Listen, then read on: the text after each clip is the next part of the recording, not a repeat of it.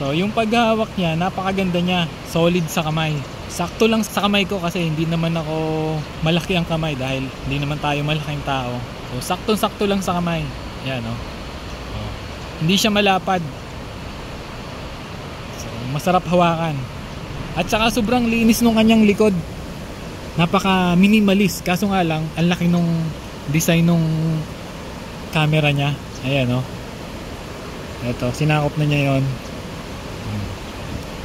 Tsaka wala kang makikitang any marking na nandito. Ito yata, ano ba to? Pero hindi siya halata oh. Hindi siya halata itong marking na to. Wala siyang brand na nakasulat. Kaya sobrang linis niya. Kita nyo naman yung carb nung AMOLED na screen niya oh. Ang ganda, super. Ang ganda ng pagka-build. Ayan oh. Solid. Tapos ang makikita mo lang tatak dito ay itong nasa ibabaw na to. Designed by ITEL. Yun lang makikita natin. Napakaganda nung kanyang likod. Ang sarap niyang hawakan. Saktong-sakto lang sa kamay ko. Hindi siya malapad. Tsaka itong back na to, para siyang glossy na matte. Hindi bumabakat yung fingerprint to. Ayan o. Walang markings ang fingerprint. Hindi siya bumabakat.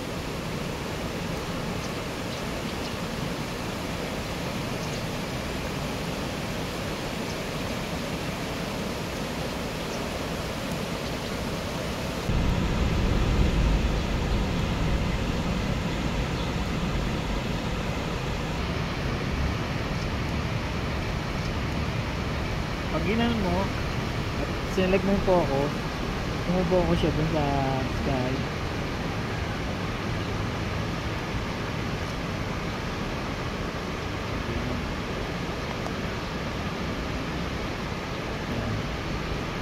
So ito ang ating gawing subject.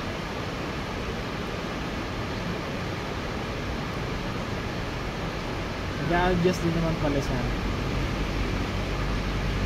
gawa ng AI. Kapag nakakita siya ng tao at naka-on yung AI, dun siya sa subject sa gumagalaw ng focus.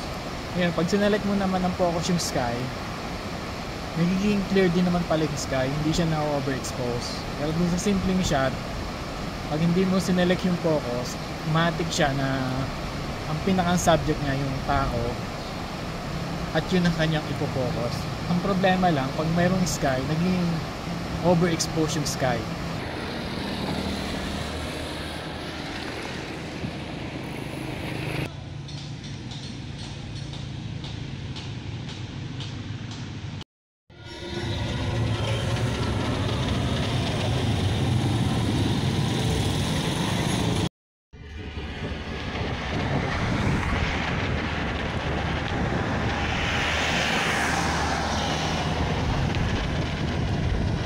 Ganda ng banaw.